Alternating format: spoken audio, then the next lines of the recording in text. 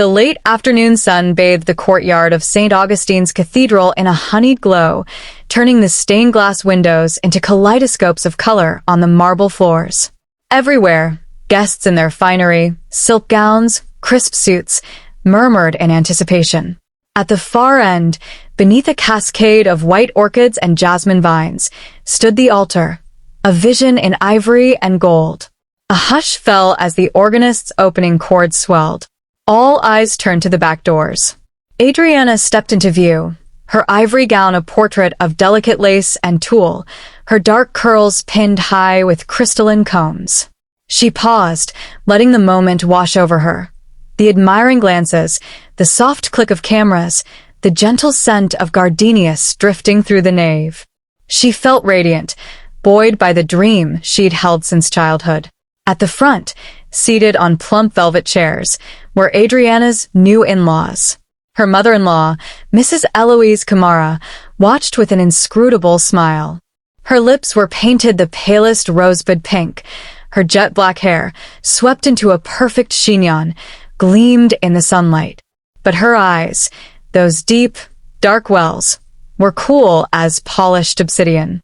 Adriana, stepping carefully down the aisle on her father's arm, caught the slightest twitch of Mrs. Camara's lip. It vanished as quickly as it came. Was it disapproval? Indifference?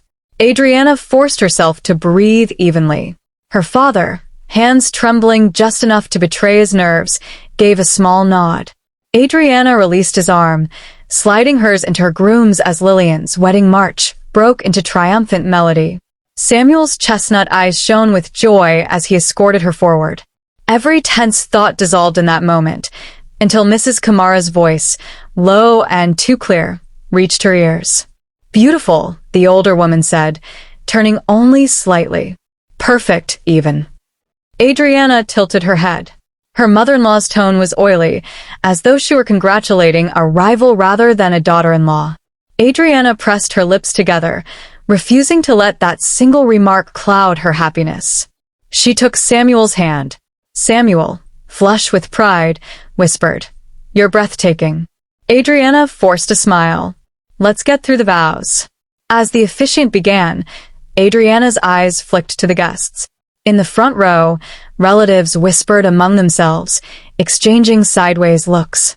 Adriana swallowed, gripping Samuel's hand tighter. This was it, the start of her new life. She would not let one woman's silent judgment taint her day. When the ceremony ended to thunderous applause and the couple sealed their promise with a kiss, Adriana exhaled. For a heartbeat, she allowed herself to believe that nothing could go wrong. But as they recessed down the aisle, rice thrown, cheers echoing, Mrs. Camara's smile hardened, and Adriana knew that beneath the fairy tale lay currents of darker design. The reception hall glittered with chandeliers and mirrored panels that seemed to multiply every candle's flame. Long tables draped in ivory damask held platters of roasted meats and tropical fruits, their scents mingling with the heady perfume of orchids in the centerpieces. Guests lounged on satin-covered chairs, their laughter tinting the air like champagne bubbles. Adriana floated among them, newly crowned by well-wishers.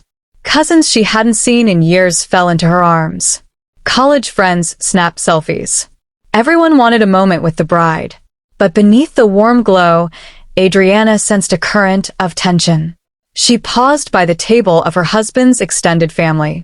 Mrs. Camara presided over it like a queen enthroned. Her brother, Uncle Joseph, leaned forward, lowering his voice. Adriana edged closer, pretending to tie her sash. "Did you hear?" Uncle Joseph murmured, eyes darting to his sister. "That Adriana has already been to 3 doctors?" Adriana's heart thudded. She tightened her grip on her clutch. 3 doctors? She'd had only 1 checkup last month, and it had gone perfectly normal. What was he talking about? Across the table, Mrs. Camara sipped iced tea, expression unchanged. A faint smile curved her lips, but her eyes were fixed on Adriana. The older man beside her, a stern-faced aunt, nodded, pursing her lips in agreement. Adriana forced a laugh and lifted her glass of champagne. "To family," she said loudly. "Thank you all for coming." Her voice sounded brittle even to her own ears. Glasses chimed. Adriana's cheeks burned, but she stared the trio down. Moments later, her new sister-in-law, Felicia, slipped up beside her. Felicia's warm brown eyes brimmed with concern. "Adriana, are you all right?" Felicia asked, kneeling to catch Adriana's gaze. "I heard a rumor, people saying you're somehow not fit to carry a child?" Adriana's throat tightened. She clenched the crystal flute. I don't know what they mean." Felicia laid a reassuring hand on her arm. "Ignore them. It's cruel. You're lovely, and Samuel adores you. Let's sit by the dance floor and talk." Adriana allowed her to lead her away. Seated on a plush settee by the polished oak parquet, Adriana leaned in. "Felicia, do you really think?" Felicia's eyes glistened. "I don't believe it for a second. But your mother-in-law, she can be ruthless." She reached into her purse and handed Adriana a folded note. "I got this in the ladies' powder room. I thought you should see for yourself." Adriana unfolded it with trembling fingers. In neat handwriting. 1 year. No baby, and she leaves.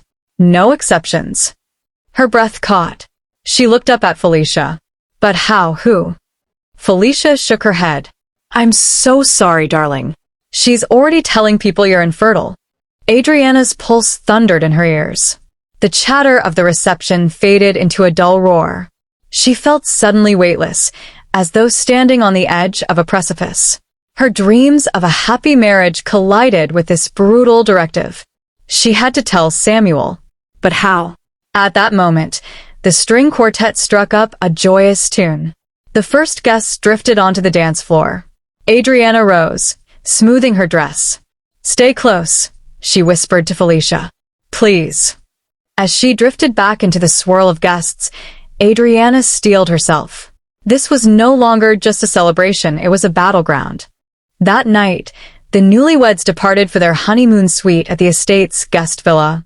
Velvet dusk blanketed the gardens, and torches glowed along the winding paths. Samuel took Adriana's hand and led her across the balcony, overlooking the koi pond. The moon's reflection danced on water as white petals drifted down from overhanging magnolia trees. For a moment, all felt perfect. Samuel brushed a stray curl from her forehead. "That reception, you were the belle of the ball." He smiled. "Everyone loves you."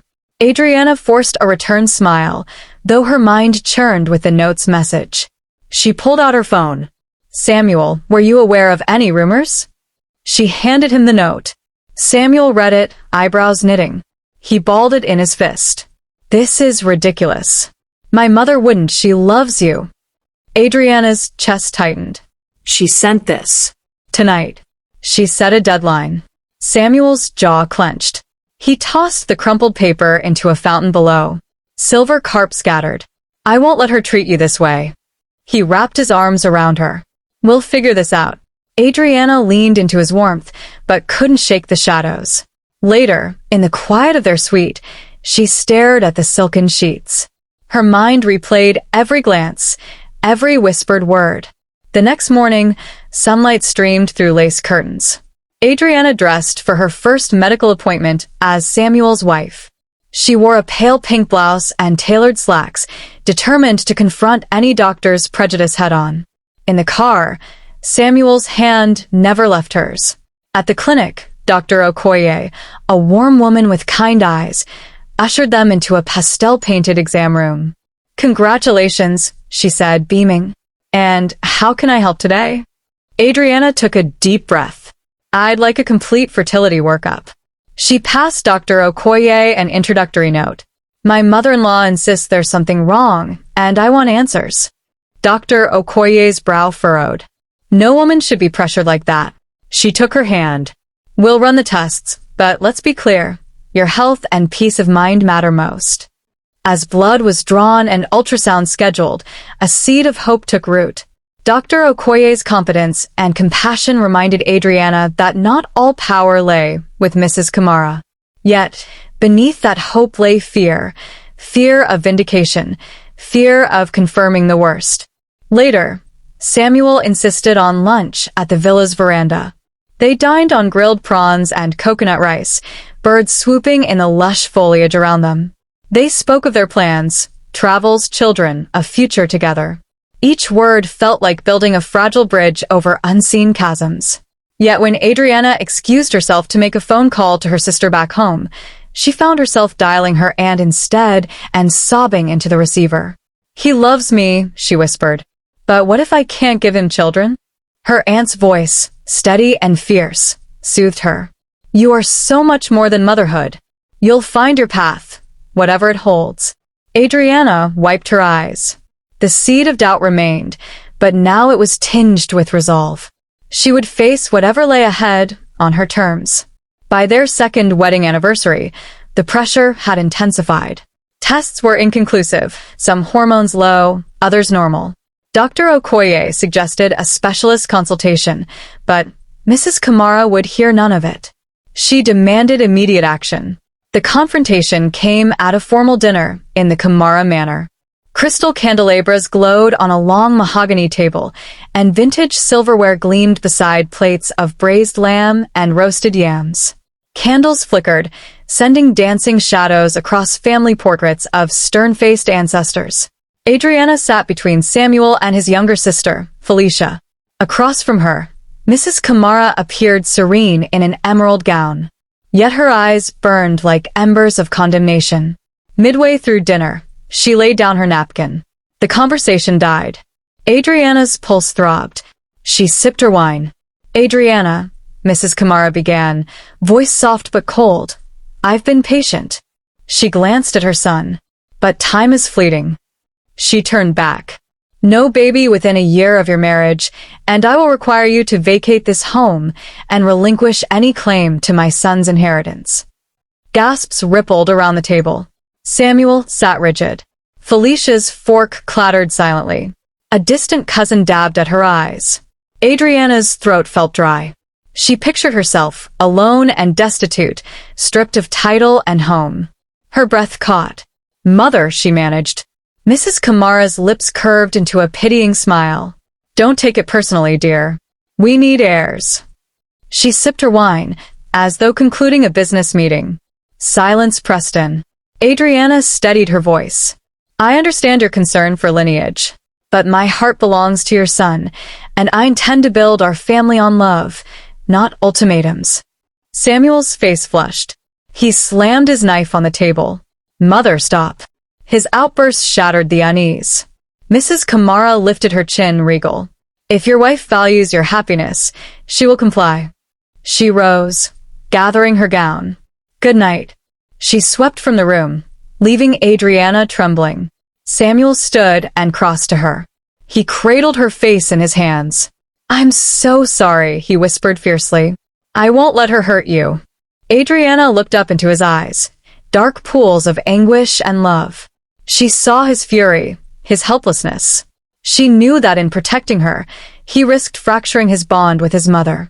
But she also knew that she could not bow to cruelty. "Thank you," she said softly. "But please, promise me you won't abandon me to her demands." Samuel's thumb brushed her cheek. "I pledge my life to you." The table lay strewn with half-eaten food and shattered calm. Outside, the night breeze rustled the jacaranda trees, carrying the promise of battles yet to come. In the days that followed, Adriana and Samuel retreated to their seaside villa to regroup. The waves thudded against rocky shores as if echoing their wounded hearts. Indoors, the decor, whitewashed walls, linen draperies, offered serenity, yet both felt adrift. Samuel woke before dawn, pacing the teak porch with coffee in hand. Adriana joined him, wrapped in a cashmere throw. He gazed at the horizon. "I've spoken to a lawyer," he said quietly. "There's no legal basis for her ultimatum." Adriana leaned against him. "That's some comfort." She sipped her coffee. "But this is about more than law. It's tradition, family." He nodded. "I know. And I'm torn." He turned to her, eyes haunted. "I love my mother, but I love you more." Her chest tightened. "Then choose." He closed his eyes, as though weary from the burden of choice. "I need time." Adriana felt the first true fissure crack open between them. She wondered if the man she married, the man who once whispered promises of forever, could stand firm against his own blood. Later that afternoon, she wandered the villa's rose garden, lost in thought. The scent of blooms was bittersweet. She recalled Samuel's tender words on their wedding day, "You're my everything." Now those words felt stained by fear. Back inside, Samuel waited in the study, legal documents spread across the mahogany desk. She entered softly. He looked up. "I've drafted a letter to my mother," he said. "It states that we stand united. Her interference stops now." Adriana's heart leapt. Relief washed through her. "Thank you." She crossed the room to him. "That's all I ever wanted." He reached for her hand. "Then why," his voice cracked, "why do I feel like I've lost something between us?" Adriana paused. She saw grief flicker in his eyes. "Because you're caught between me and her," she said gently. "And I never wanted to come between you and your mother." He shook his head. "I don't want an ultimatum from anyone. Not her, not you." She stepped closer. "Then let's promise. We'll face this together, but you decide your own path. Not for me, but for you." Samuel's eyes glistened. He closed their hands together. "I promise."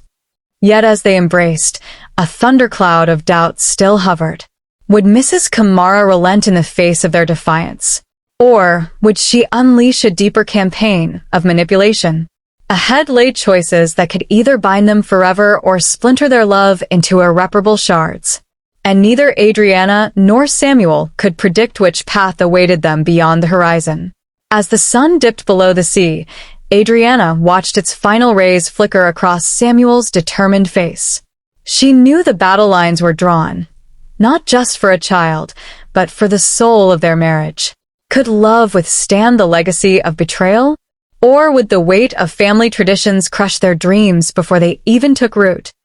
The morning sun filtered through gauzy curtains in the seaside villa, painting Adriana's bedroom in pale gold. Today was the day. She sat on the edge of the bed, fingers intertwined, heart pounding like tribal drums in her chest. Across the room, Samuel brewed coffee, the hiss of the espresso machine the only sound. When he joined her, cup in hand, his smile trembled. "Whatever happens today," he said, voice soft, "I love you." He pressed the mug into her palms. Steam curled upward. Adriana managed a nod. She swallowed the lump in her throat. "Thank you." They drove to Dr. Okoye's clinic in companionable silence. The winding coastal road offered glimpses of turquoise waves crashing on rocks below. Beauty, Adriana thought, can exist even in turmoil. Inside the pastel green waiting room, they held hands. Dr. Okoye emerged, folder in hand, eyes gentle but serious. "Come in," she invited.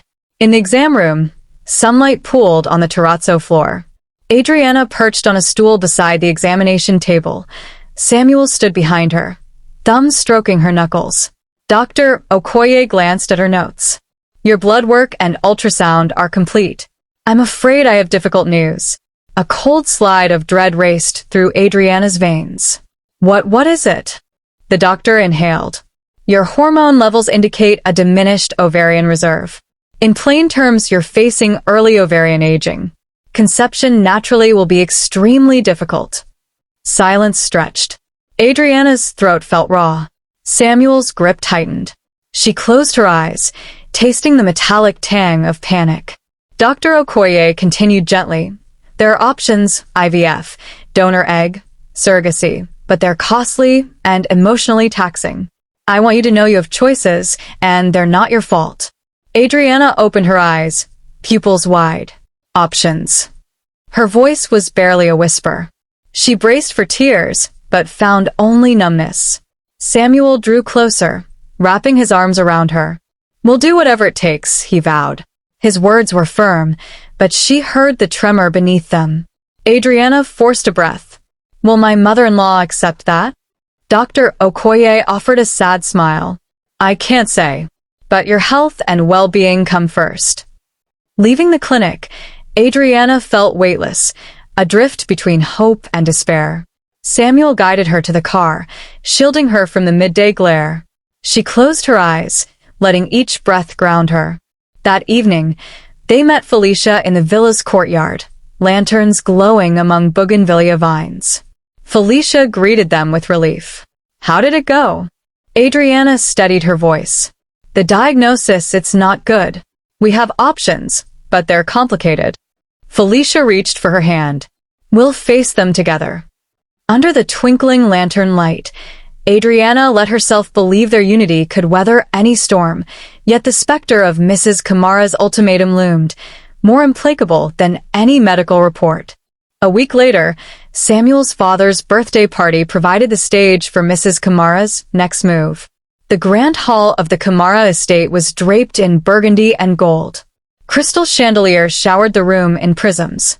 Guests in embroidered agbatas and flowing gowns drifted like moths around the central dais.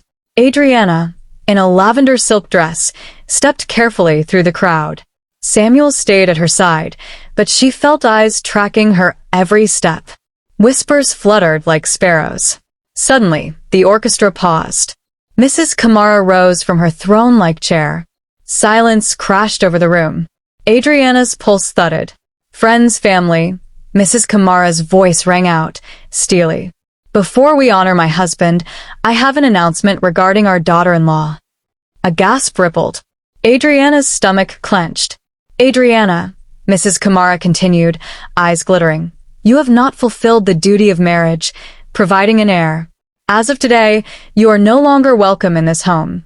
Take your belongings and leave." A murmur rose among the guests. Samuel launched to his feet. "Mother." She cut him off with a raised hand. "Silence. This decision is final." Adriana's legs threatened to buckle. Guests averted their gazes. She felt a hot flush of humiliation. Samuel crossed the dais and caught her arm. "We're not doing this here." He turned to the assembled crowd. "Please give us a moment." He led Adriana behind a velvet curtain to a small antechamber. She sank onto a settee, cheeks wet with tears. He knelt before her. "I'm so sorry." She pressed a hand to her lips. "I didn't want this, not here." Her voice shook. "I feel like a stranger in my own marriage." Samuel closed his eyes. "I'll fight her." She shook her head. "You've done enough." Outside the curtain, muffled voices argued. Mrs. Kamara's icy tone clashed with Samuel's outraged protests. Adriana buried her face in her hands. The walls seemed to tilt around her. After what felt like hours, Samuel returned. His face was ashen. "She called the police," he said quietly. "She's officially evicted us." Adriana rose, heart pounding. Evicted. The word echoed. "Samuel, we have nowhere to go." He took her hand. "We'll figure it out. Let's go." They slipped out through a side door into the night. The cool air slammed against her tear-streaked cheeks. As they walked to the car, headlights from unmarked vehicles swept the drive. Adriana realized this was no longer a family spat. It was a war. And she had lost her home. Homeless and heartbroken, Adriana and Samuel drove through empty streets until they reached a nondescript guest house Samuel vaguely recalled from his college days. The neon sign blinked Olive Grove Inn. Its quiet lobby smelled of jasmine and aged wood. The innkeeper, Mrs. Adeola, an elderly woman with kind eyes, welcomed them without question. "Everyone needs refuge sometimes," she said, handing them a single key. "Room 7 is yours." In the small but cozy room, Adriana sank onto the bed. The quilt, stitched with African motifs, felt comforting. Beside her, Samuel flicked on a lamp, revealing the exhaustion etched on his face. He sat beside her. "Thank you for finding this place." She leaned her head on his shoulder. "I don't know how you do it." He wrapped his arms around her. "I love you. I'll guard you." That night, the inn's dining hall offered bowls of jollof rice and plantains. Seated at a corner table, they listened to Mrs. Adeola chat about the town's history. "Olive Grove was built for travelers fleeing unrest," she said. "This place has sheltered many souls." Adriana forced a smile. "Feels like we're the next chapter." Mrs. Adeola patted her hand. "You're among friends now." After supper, they returned to room 7. Adriana flicked on the bedside lamp and stared at the quilt. She pulled out her phone, thumb hovering over voicemail. Her sister's missed calls blinked. She breathed deeply, then recorded a message. "I'm safe. We have a place to stay. I'll call more tomorrow." She hit send. As she lay back on the pillow, the weight of displacement pressed upon her. Yet in the quiet, she also felt a spark of possibility, freedom from the Kamara mansion's oppressive corridors. Perhaps here, she could rebuild. Determined to understand the roots of her mother-in-law's cruelty, Adriana sought information. The next morning, she visited the local archives, a small brick building shaded by mango trees. The archivist, a bespectacled man named Mr. Mosu, welcomed her curiosity. Inside, dusty files and yellowed newspapers lined shelves. Adriana requested items related to the Kamara family. Mr. Nwosu produced marriage licenses, birth records, and an obituary from 20 years ago, the death of a stillborn child to Mrs. Kamara's sister. Adriana's fingers trembled as she read.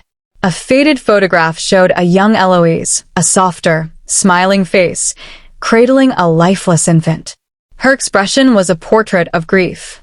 Mr. Nwosu offered coffee. "Families keep secrets," he said quietly. "Sometimes the past informs the present." Adriana sat back, mind racing. Could Mrs. Kamara's obsession with grandchildren stem from her own loss? The revelation stirred compassion and revulsion in equal measure. Back at Olive Grove, she shared her discovery with Samuel and Felicia over dinner. Felicia's eyes filled. "I knew she lost a child," she whispered. "But no one ever talked about it." Samuel's jaw clenched. She channeled her pain into control.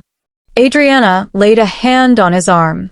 "It doesn't excuse her cruelty, but it explains it." Later, Adriana stared into the night sky from the inn's veranda.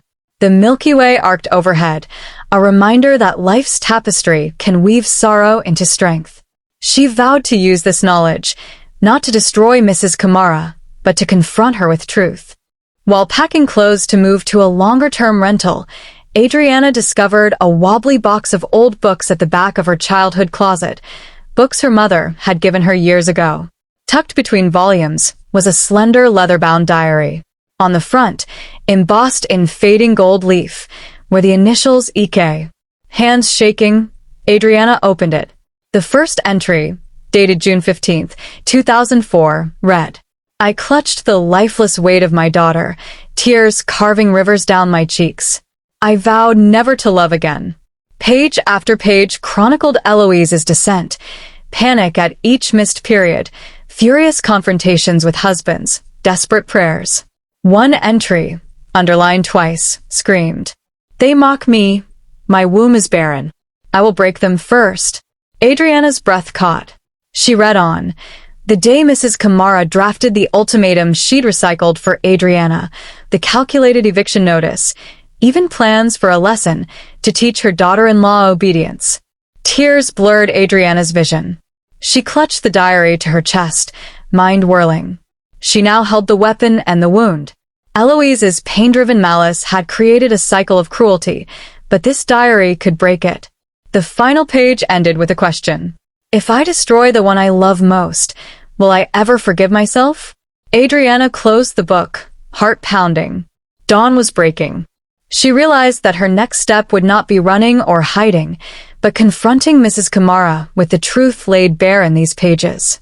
As the first light of morning touched the horizon, Adriana felt a fierce resolve ignite within her. The daughter-in-law cast out as worthless would become the catalyst for redemption and the architect of her own destiny, who will wield forgiveness and who will succumb to revenge once the diary's secrets come to light. The next act begins here. The midday sun slanted through the lace drapes of the Olive Grove inn's veranda as Samuel paced the tile floor, phone pressed to his ear. His voice quivered. "She's gone as she left without telling me where." Felicia, seated at the wrought iron table, dropped her pen. "Adriana? What do you mean?" Samuel ran a hand through his hair. "After the court hearing, I found her note. She said she needed space, said she couldn't bear being the cause of this family's pain. I don't know where she went." Felicia stood, concern etched on her face. Let me drive you around town. She might have gone to the archives or the charity office. Samuel shook his head. No. I should have protected her. I should have listened sooner. His shoulders sagged. She's stronger than me. Later, as dusk settled, Samuel slipped into Adriana's childhood home, now empty except for a few keepsakes. On her dresser lay the diary he'd never read. With trembling fingers, he opened it to the final pages she'd circled. He read Eloise's confession of shame and the crater of her own loss. Tears blurred his vision. The next morning, Samuel left a message on Mrs. Kamara's phone. Meet me at St. Augustine's at noon. Your daughter-in-law is in danger, and this ends today. Then he sped off toward the cathedral, heart hammering with regret and resolve. At precisely 10 a.m. the following day, Adriana clicked publish on the video titled Cast Out for Being Childless, My Mother-in-Law's Cruel Ultimatum. Within minutes, notifications exploded, shares, comments, hashtags flooding every platform. In a small Lagos cafe, 3 friends huddled over a tablet. Did you see this? One gasped, wiping tears. She's amazing. Across town, Mrs. Kamara's phone buzzed relentlessly. Headlines scrolled, Bride evicted for infertility. Social media rallies behind daughter-in-law. Matriarch's diary exposes family secret. She sank into her drawing room settee, trembling. Her driver knocked softly, but she waved him away.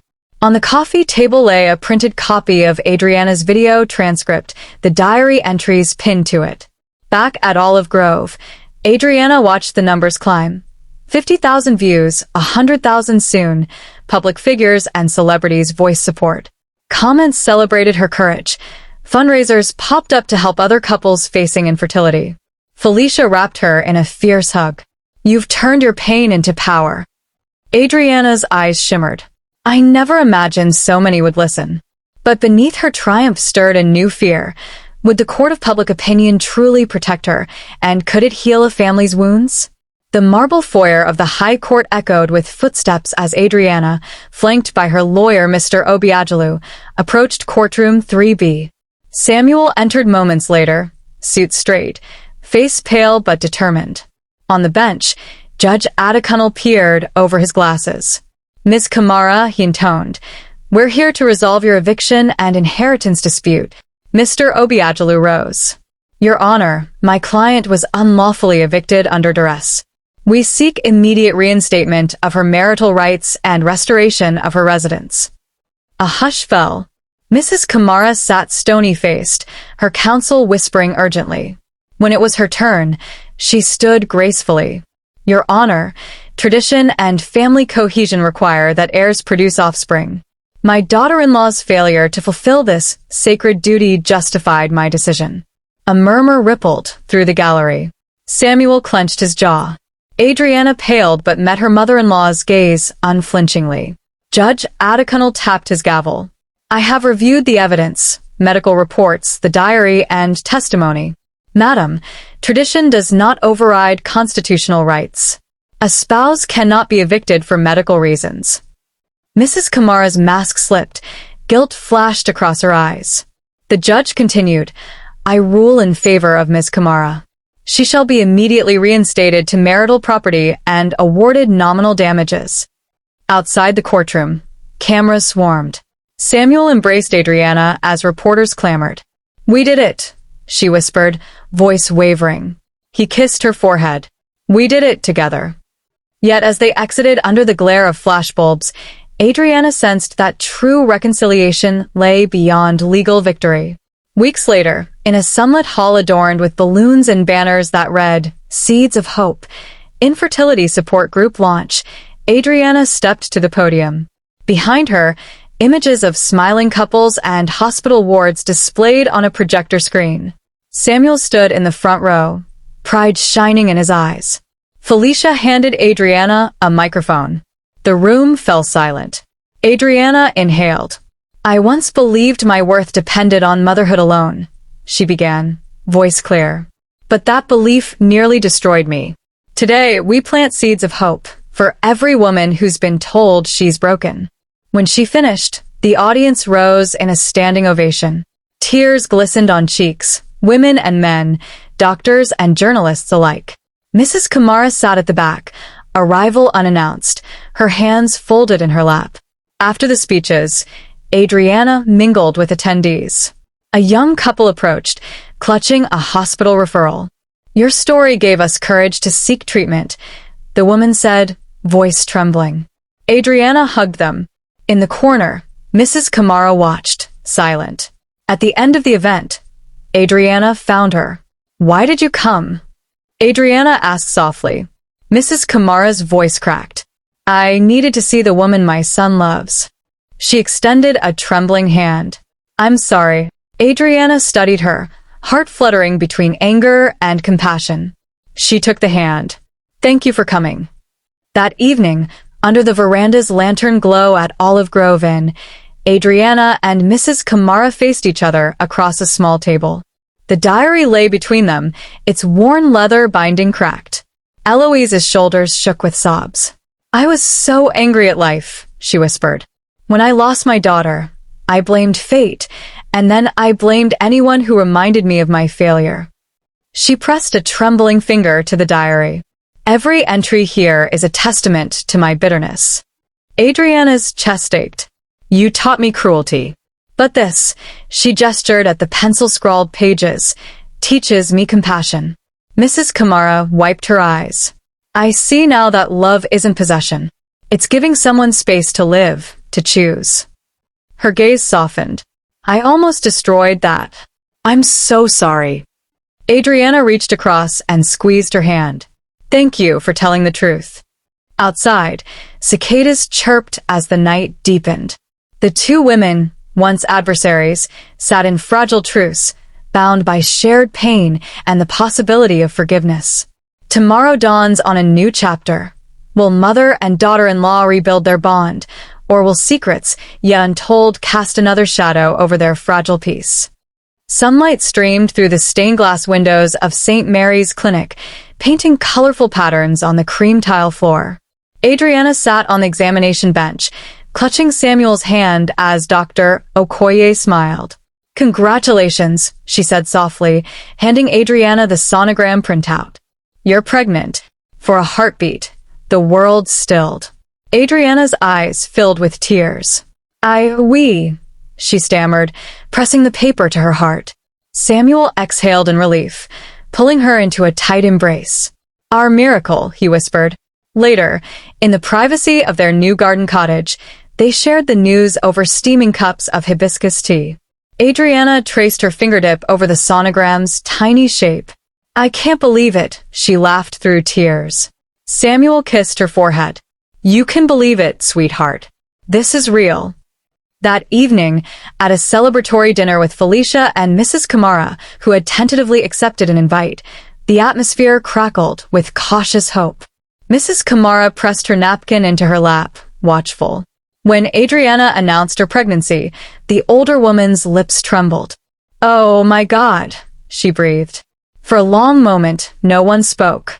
Then, softly, Mrs. Kamara rose and placed her hand on Adriana's belly.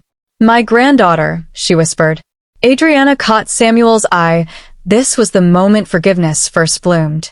3 months later, the family gathered in the same cathedral where Adriana and Samuel wed. Only this time, the pews were filled with expectant grandparents, aunts, and cousins, all celebrating the christening of little Naomi. The air smelled of wisteria and vanilla cake. Adriana, in a flowing white maternity gown, cradled her daughter. Mrs. Kamara stood beside her, tears glistening. During the service, the priest blessed the child. Mrs. Kamara turned to Adriana, voice wavering. "I promised you a wedding. Now I thank God for this redemption." She kissed Adriana's cheek. At the reception, speeches flowed. Felicia raised a glass. "To Adriana, whose strength restored us all." The room erupted in applause. Samuel led Adriana to the dance floor, Naomi tucked against her shoulder. As they swayed to a lullaby melody, Mrs. Kamara watched from the dais, a proud grandmother's glow illuminating her face. In that golden moment, Adriana felt the last shards of their feud dissolve. Back at the Kamara ancestral home, a leather-bound box arrived from a distant relative's estate. Inside lay a sealed letter and an ornate pendant bearing the Kamara crest. Mrs. Kamara's hands shook as she read the letter's contents. Her late husband's will granted the entire estate to the firstborn of my son and his true wife, but stipulated that any daughter born after the will's signing held equal claim. Adriana held the pendant while Samuel read aloud. "It's our legacy," he said, voice thick. "By law and by love, Naomi inherits everything." Mrs. Kamara stood, tears falling. "I thought lineage meant blood only. But love is the truest heirloom." She handed the pendant to Adriana. "Wear this for our family's future." Adriana clipped it around her neck, warmth flooding her chest. In one blow, the old hierarchy shattered, replaced by a new order of inclusion and grace. On a live television special, Stories of Triumph, Adriana, Samuel, and Mrs. Kamara appeared on stage together. Naomi giggled in Adriana's arms as the host introduced them. Cameras panned across the audience of millions. The host asked, "What's your message to families facing conflict?" Adriana smiled, eyes bright. "Speak with your hearts," she said. "Betrayal can wound, but forgiveness heals deeper than any grievance." Mrs. Kamara rose, voice steady. "I judged what I did not understand. My daughter-in-law taught me compassion. I'm sorry, and I hope others can learn from our mistakes." Applause thundered. Backstage, they embraced, the glare of the spotlight replaced by the glow of unity. For Adriana, the moment crystallized their journey. From expulsion to reconciliation, their story now beaconed hope for countless viewers. 5 years later, the Kamara family gathered for Naomi's 5th birthday at the Olive Grove Inn's Rose Garden. Balloons bobbed among blooming vines, and children chased butterflies. Adriana, radiant in a flowing dress, watched Naomi blow out candles shaped like stars. Mrs. Kamara, seated beside her, whispered, "You changed all our lives." Adriana smiled. "We changed each other." Samuel joined them, lifting Naomi onto his shoulders. Together they walked among family and friends, Felicia as godmother, Dr. Okoye as honored guest, and even old rival relatives who'd mended fences. As the sun set, painting the sky in lavender and gold, Adriana gazed at the circle of smiling faces. She thought of the journey, the cruel banishment, the diary's revelations, the court battles, and the healing that followed. In that moment, she understood that true legacy wasn't land or title. It was the love that endured trials and grew stronger for it. What comes next for the Kamara family? Only time will tell, but their bond, forged in conflict and crowned by forgiveness, will guide every chapter yet unwritten. The end.